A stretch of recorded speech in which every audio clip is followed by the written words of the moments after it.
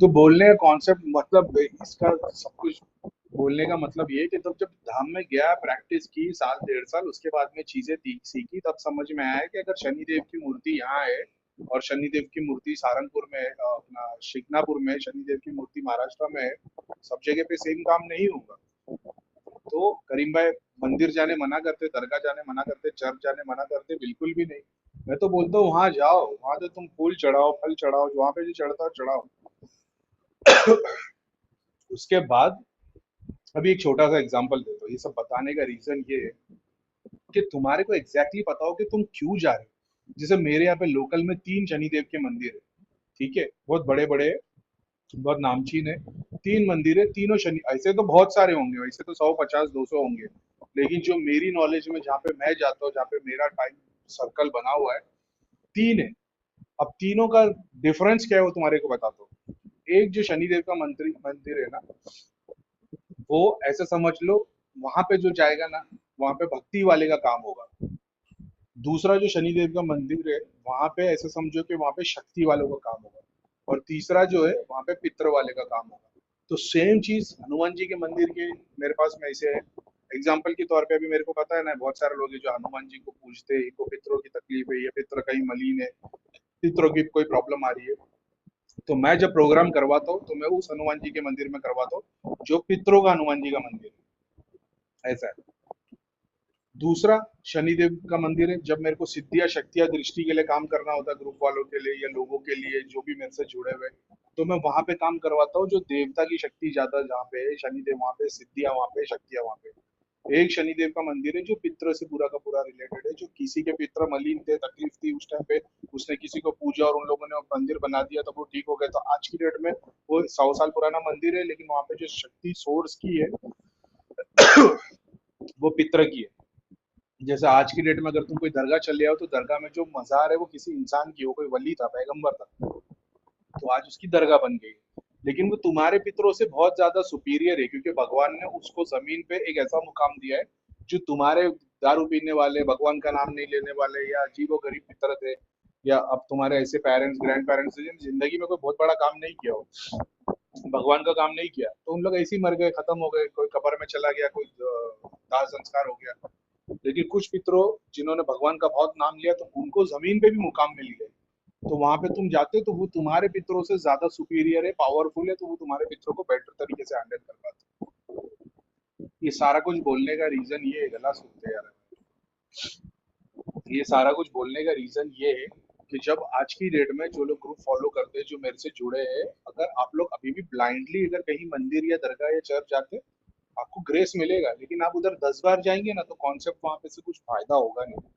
तो मेरे को पता है कि जब मेरे को सर्टन प्रोसेस पे जब सर्टन प्रोसेस का मेरे को काम करवाना है, अभी मैंने ट्यूसडे का बनाया है कि हर ट्यूसडे को मैं लोगों के लिए एक काम करवा रहा हूँ।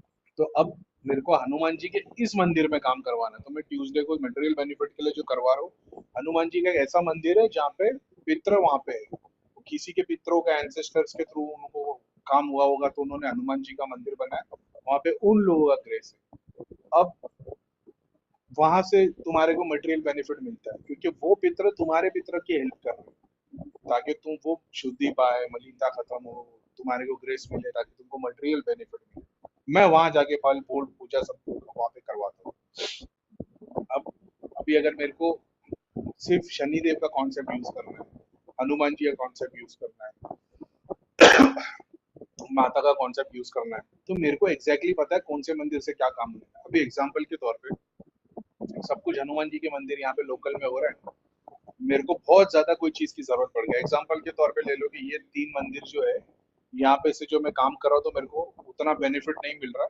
और एग्जाम्पल के तौर पे मैं देख रहा हूँ कि यार एक सोने का गेट खुल गया है जिधर बहुत बड़ी शक्ति आ रही है, लेकिन मेरे पास में जगह नहीं है इसको स्थान देने के लिए। तो मैं उस वक्त में सारंगपुर हनुमान जी मंदिर के जो मेन महान थे, मैं उनसे डायरेक्ट बात करके उनको बताऊंगा कि मेरे को ये कॉन्सेप्ट है, आप मेरे लिए ये विधि कर लेना। समझ रहे हो?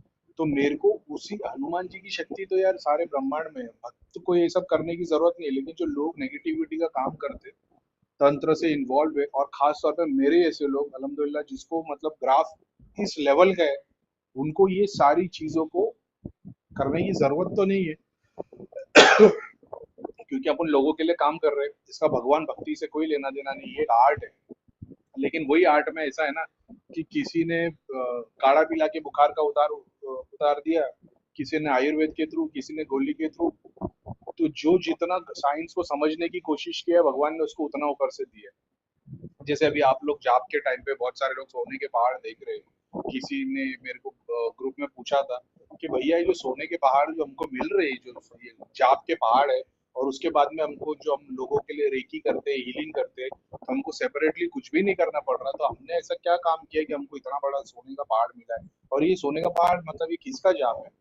तो मैंने बताया था कि ये बहुत सारे ऋषि मुनि तपस्या कर रहे होते, जीते जी भी मरने के बाद भी सर्टेन डायमेंशन पे जाप कर रहे होते।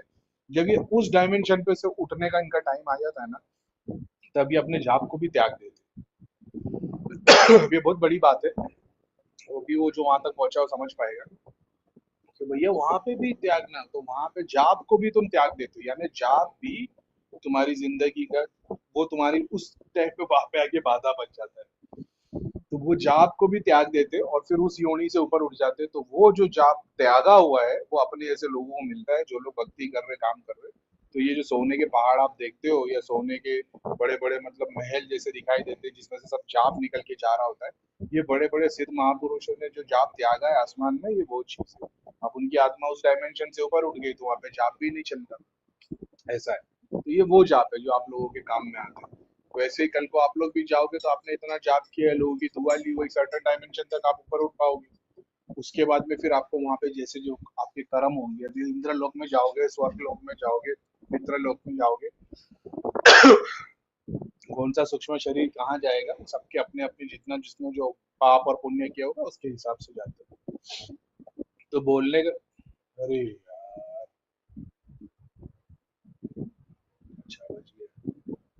कोई कॉल कर देता है ना तो तकलीफ हो जाती है। मैं टेलीग्राम पे हूँ तो चालू है ऑडियो, कैंसिल ना हो।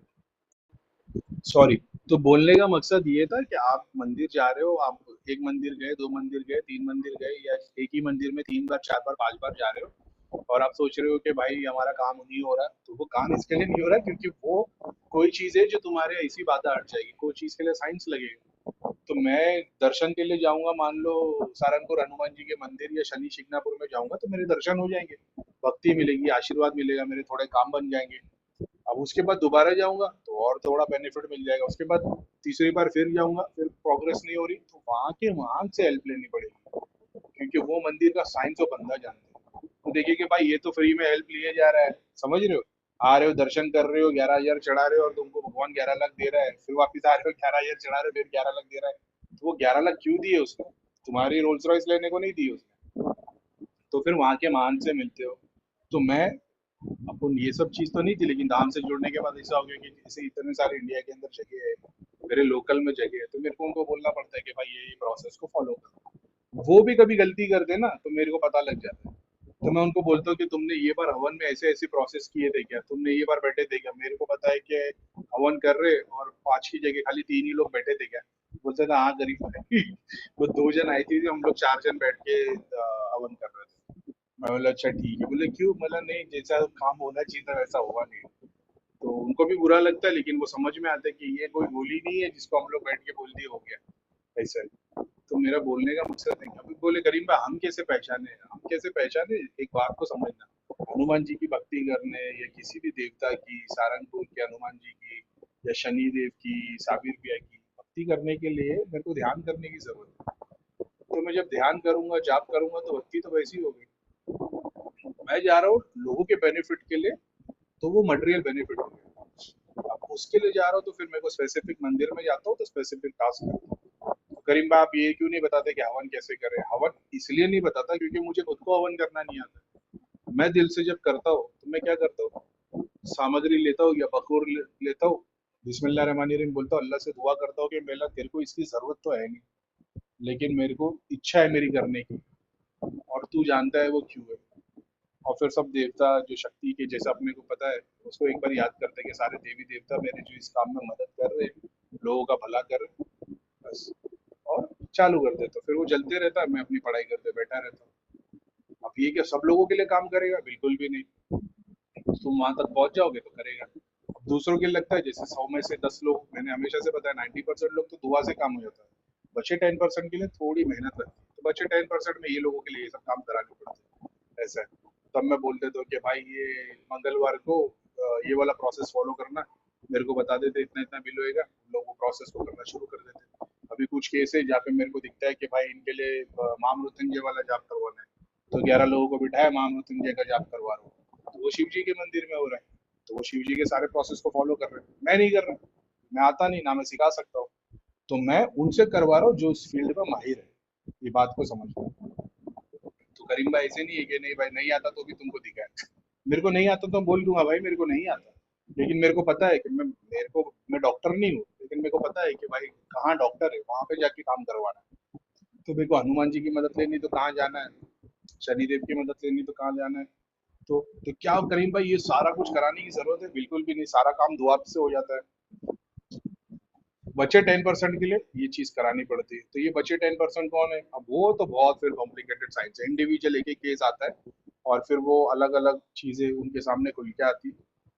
तो तो भगवान ने अपने को ही मौका दिया है वो चीज को ओपन करवा के काम करवाना। आज की डेट में अगर समझने के लिए जाए, आप लोग जाते हो एग्जाम्पल के तौर पे, मान लो शिव जी के मंदिर गए, जल दूध चढ़ा दिए, हनुमान जी के मंदिर में गए, चढ़ावा लेके चढ़ा दिए, अब 50 बार चले गए होगे, इमेजिन करो मेरा क्या कॉन्सेप्ट रहा होगा कि मैं वहां पे गया हूँ, मैंने एग्जैक्टली वही करवाया हो जो करना चाहिए, विधि के विधान के हिसाब से, उनकी जो पूजा होती है उस हिसाब से, उस नक्षत्र के, उस ग्रह के, उनके जितने जो चीजें लगती है भोग के तौर पर, नियम के तौर पर, कानून के तौर पर, वो चीज मैं करवा रहा हूँ। तो सोचो उसका कॉन्सेप्ट, यानी भगवान ने इतना ग्रेस दिया है मेरे को कि भक्ति आप भी कर रहे हो, मैं भी कर रहा हूँ, लेकिन मैं ज्यादातर साइंस के हिसाब से टेक्निकली उस चीज को फॉलो कर रहा हूँ।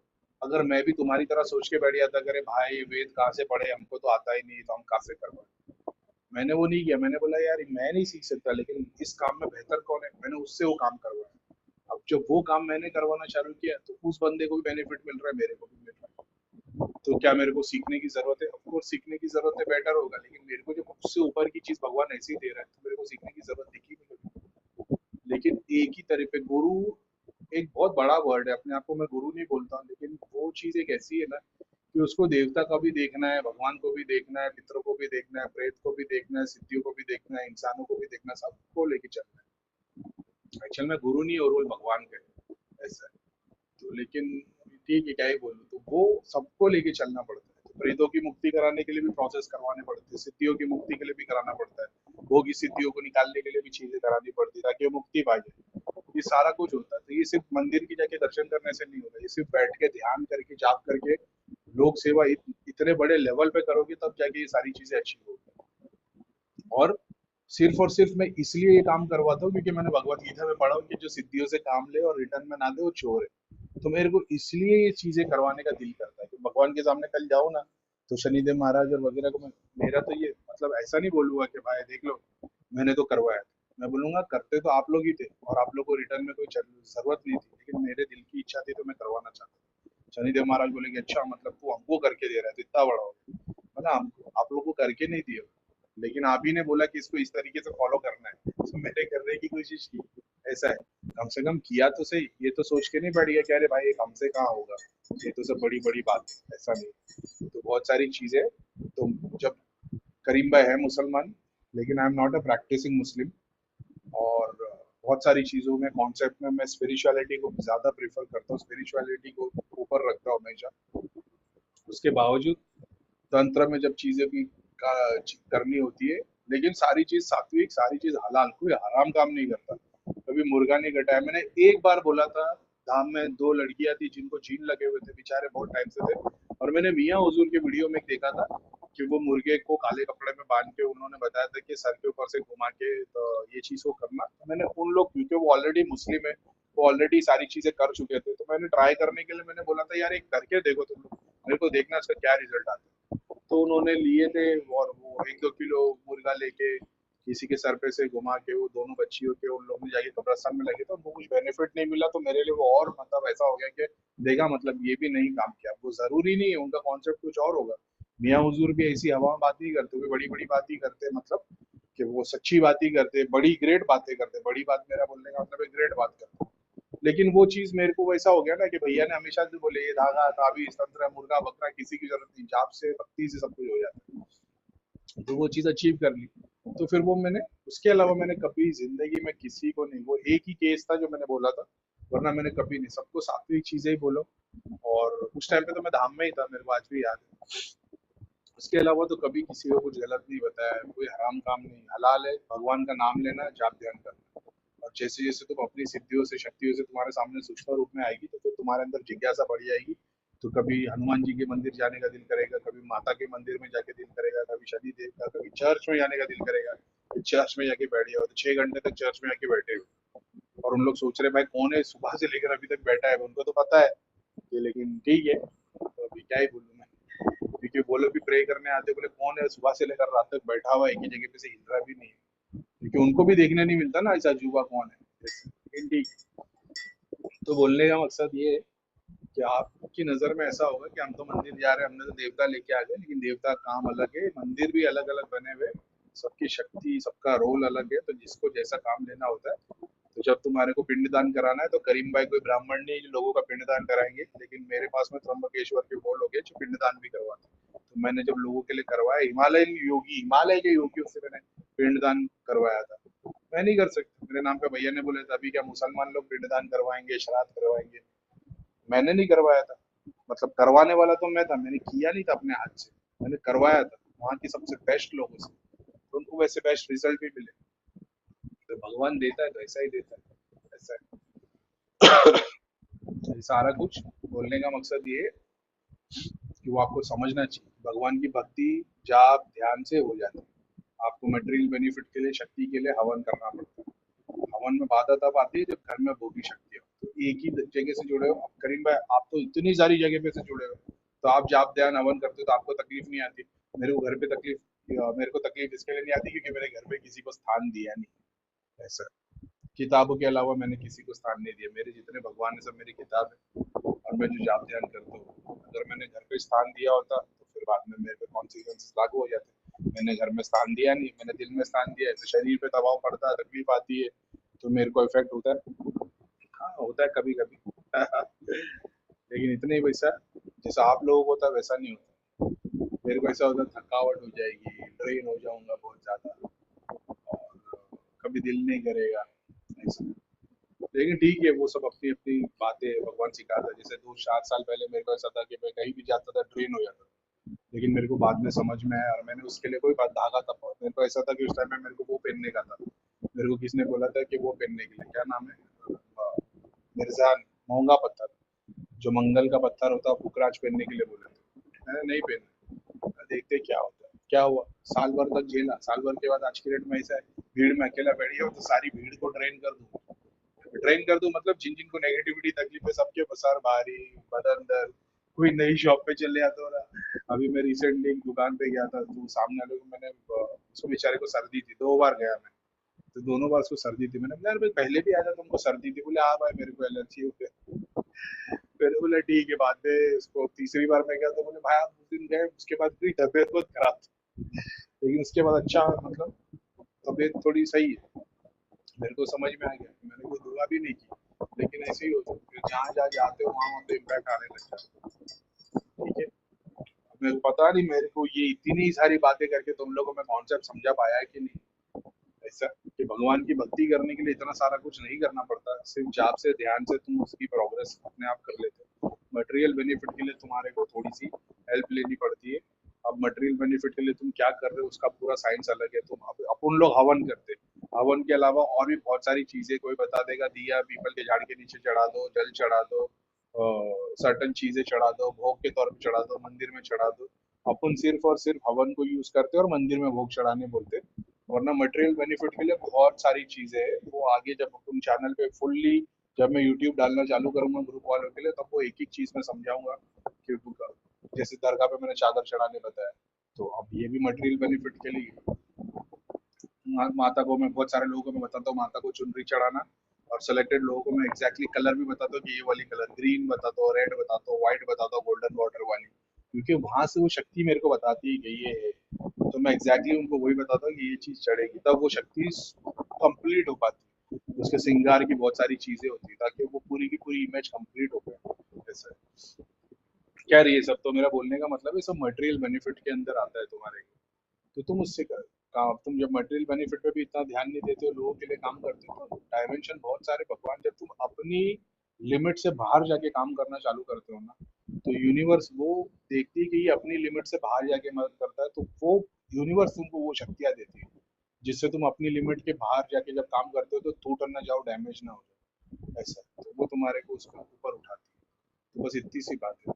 और अगर आप सर्टेन मंदिर जा रहे हो तो अभी एग्जांपल के तौर पे अगर मैं सहारनपुर जा रहा हूँ तो मैं सहारनपुर भक्ति करने जाता हूँ लेकिन जब मेरे को सर्टेन चीज़ों की जरूरत पड़ेगी तो मैं वहाँ के महंत से बात करूंगा फिर वो महंत मेरे को बताएगा ये वाली पूजा कराओ ये वाला हवन कराओ तो फिर वो कराएंगे अब उसमें बेनिफिट मिला नहीं मिला अब वो अलग साइंस है तुम्हारा प्रॉब्लम कहीं और है वो बोल देंगे यही करवाओ तो हो सकता है तुम्हारा 3 में काम हो 7 में काम हो सबके पास इतना पैसा भी नहीं होता तो सबसे बेस्ट ही होता है जाप ध्यान करना ताकि वो तुम्हारा काम जो 5 लाख में होने वाला रहेगा वो 500 में हो जाए। खैर ठीक है चलो 5-6 ऑडियो बन गए ठीक है। तो हो सकता है मेरे मतलब एक्सप्लेन कर पाया हो कि क्या कॉन्सेप्ट है। तो हनुमान जी की तुमने 8 अलग अलग धाम से मूर्ति लाके 8 रख दी है एक सहारनपुर से लेके एक महाराष्ट्र से लेके एक दिल्ली से लेके गुजरात से लेके और सारी हनुमान जी की मूर्ति है और तुम काम कर रहे हो पूजा जाप कर रहे हो बेस्ट रिचुअल्स फॉलो कर रहे हो बेस्ट। अब तुम किसी दिन नॉनवेज खा रहे हो किसी दिन कांदा लहसुन खा रहे हो किसी दिन पॉर्न देख रहे हो अब शक्तियों का गेम तुम्हारे घर में अलग हो जाएगा। मेन शक्ति हट जाएगी और मलिन शक्ति आ जाएगी। अब मलिन शक्ति आएगी तुम भोग चढ़ाओगे तुम्हारे शरीर से भोग लेना शुरू कर देगी और तुम सोचोगे अरे यार हम तो हनुमान जी की पूजा कर रहे थे हनुमान जी की पूजा तुम कर रहे थे हनुमान जी एक्सेप्ट भी कर रहे थे जिस दिन तुमने गुलाटी मारी उस दिन हनुमान जी छोड़ के चले गए। अब खाली स्थान पे तो शैतान आके बैठेगा क्योंकि वो तो देख रहा है भाई कि ये तो रोज खाना रख रहा है। वो पूरा का पूरा साइंस अलग है इसलिए मैं बोलता हूँ पहले ही सारी चीजें निकालो एक भगवान की फोटो रखो उसी से सब मिल जाएगा नवग्रह भी मिल जाएंगे देवता भी मिल जाएंगे कुल देवता कुल देवी भी मिल जाएंगे पितर भी मिल जाएंगे भगवान सब उसी से मिल जाएगा उसकी भी जरूरत नहीं है। उसके बावजूद मैं बोलता हूँ एक तो रखो ना तो मेरा नाम खराब है बोले गरीब है मुसलमान है सबके घर से सब निकलवाए मैं बोलता हूँ एक या दो या तीन रख लो शिव जी की रखते हो माता की रखते हो हाँ दो रख दो फिर बोलता करीम भाई हम लोग ये माता को कुल देवी को पूछते हैं ठीक है तो फिर इसकी इनकी रख लो कोई बात नहीं बोले राम जी की राम परिवार की रखना चाहते हो रख लो कोई प्रॉब्लम नहीं एक दो रख लो उससे ज्यादा मत है ना। और फिर जब भक्ति कर रहे हो किसी एक भगवान की तो फिर उसको इतनी शिद्दत से करो इतनी तरीके से करो कि फिर भगवान खुद सा परेशान हो जाए कि यार ये तो मैं इसके लिए तो कुछ नहीं कर पा रहा ये मेरे लिए क्या क्या नहीं कर रहा। फिर वो एक अलग डायमेंशन का एक पीछे से एक अलग हाथ निकाल के आशीर्वाद देता है तुम्हारे सारे पोर्टल्स खुल जाते हैं। सलाम वालेकुम जय श्री देव वंदे मातरम भारत माता की। उसके अलावा अभी आप लोगों को पता है मैं एक चीज पे बहुत ज्यादा कंसंट्रेट करने के लिए बोलता हूँ लोगों को कि घर में भगवान के अलावा सारी चीजें निकाल दो धागा ताबीज यंत्र सिद्धि शक्ति शैतान को पूजना बंद कर दो। जैसे आप कहीं भी चले आओगे ना पूरे इंडिया में आप जब किसी के पास जाके बैठोगे ना तो वो आपको आपका एग्जाम्पल के तौर पे आप चेक करवाना चाहते हो जानना चाहते हो आपकी सिचुएशन क्या है तो एस्ट्रोलॉजर के पास जाओगे ना तो वो आपको बताएगा आपको पितृ दोष है काल सर्प दोष है और क्या है राहु का दोष है केतु का दोष है उसके लिए ये रेमेडी फॉलो करो। तो अपन बोलेंगे भाई फिर ये सारी रेमेडी फॉलो करने से ठीक हो जाएगा बोलेगा नहीं भाई ये तो फिर सब भगवान पे डिपेंड करता है श्रद्धा सब कुछ है नीयत पे सब कुछ डिपेंड करता है तो ही प्रॉब्लम सॉल्व हो पाएगी।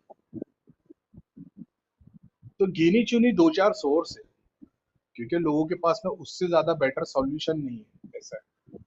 तो आपको डॉक्टर के पास गए आपने बोला पेट दर्द हो रहा है उससे पेट दर्द की दवा दे दी थोड़े टाइम के बाद देख रहे कि भाई पेट दर्द ठीक हो गया लेकिन एसिडिटी ज्यादा हो रही तो फिर उसने एसिडिटी की दवा दे दी। अब एसिडिटी के बाद थोड़े टाइम के बाद ऐसा होगा कि भैया एसिडिटी तो नहीं है लेकिन नींद नहीं आ रही तो नींद की गोली दे दी।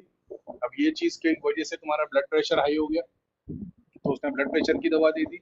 अब ब्लड प्रेशर के बाद में तुम्हारे को हार्ट की प्रॉब्लम आ जाएगी कोलेस्ट्रॉल बढ़ जाएगा तो वो उसकी दवा दे देगा और तुम हर बार जाओगे और हर बार एक नई दवा लेके आ जाओगे फिर आप बोलोगे यार ये तो जिंदगी ऐसी हो गई। फिर आयुर्वेद करने की कोशिश करोगे आयुर्वेद से भी आपको रिजल्ट नहीं मिलेगा क्योंकि आपका इम्यून सिस्टम इतना वीक हो चुका है कि आयुर्वेद जो चीज प्रोसेस काम करना चाहिए वो प्रोसेस काम ही नहीं कर पाएगा। और इम्यून सिस्टम स्ट्रॉन्ग करने के लिए आप हैवी हैवी दवा ले लोगे फिर वो भी हो जाएगा फिर होम्योपैथी भी ट्राई कर लोगे फिर आप बोल रहे कि भाई मैं तो सारी दुनिया घूम लिया, सब कुछ कर लिया, नहीं हो रहा है। फिर आपको कोई एस्ट्रोलॉजर बोलेगा शनि का दोष है, तिल का दिया जलाओ, शनिदेव को तेल चढ़ाओ, उससे ठीक हो जाएगा। आप बोलोगे चलो ये भी ट्राई कर लेते हैं।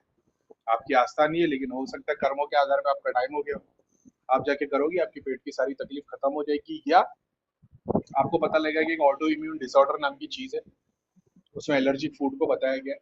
आप रिसर्च करोगे तो आपको पता लगेगा कि आपको फूड की एलर्जी, और आपको पता चलेगा कि क्योंकि आपके वंशज, जैसे मेरे वंशज, मेरी मम्मी गोवा के, तो वहाँ के वंशज साउथ वाले हो जाते हैं जो कोकोनट ज्यादा यूज करते हैं।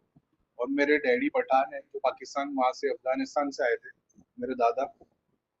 तो हम लोग को, मतलब अगर मैं नारियल से बना हुआ फूड खाऊं तो मेरे को कोई तकलीफ नहीं है, लेकिन जैसे ही मैं ये गरम वाला फूड खाता हूँ, लाल मिर्ची की भुक्की, तो मेरे को एलर्जी है।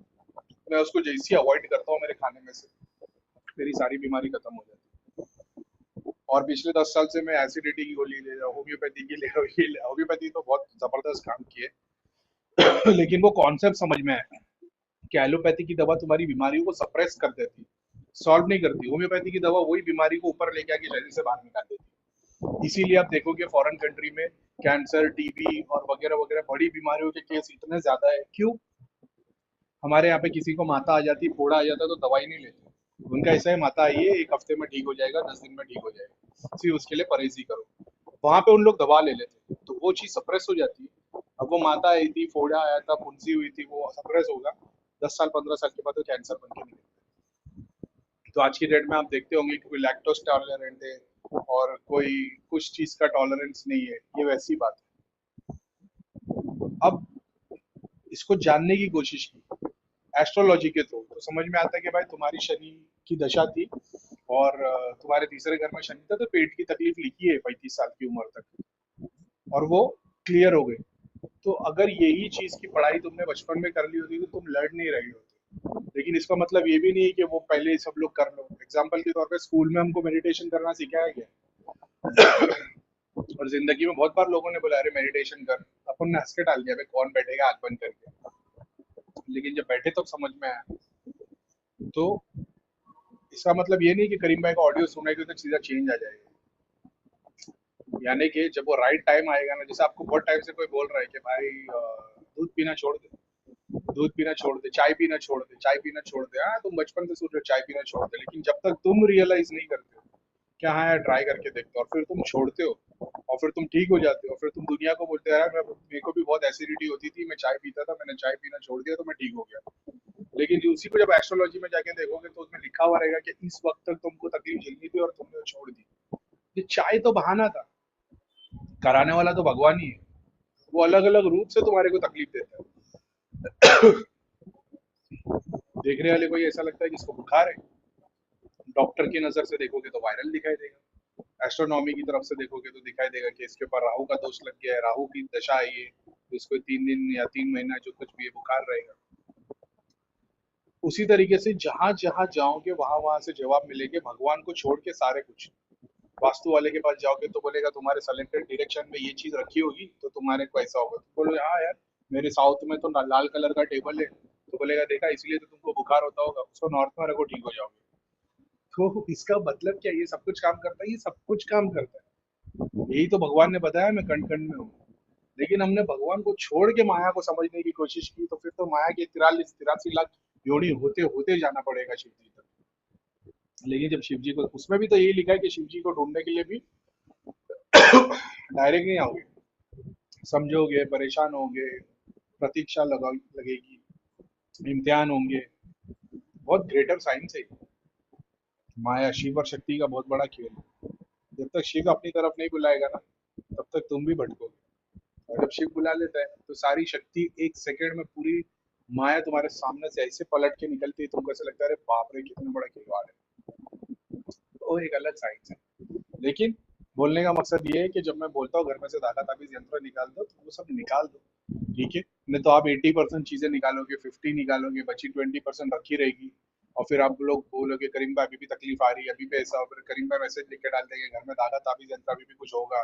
फिर आप मैसेज डालोगे करीम भाई कुछ भी नहीं है, हम वीडियो बना के भेजते हैं आप चेक कर लो। दिन में 300 वीडियो आते हैं, मैं तो नहीं चेक कर सकता, ना मेरे पास टाइम है ना इतनी एनर्जी है।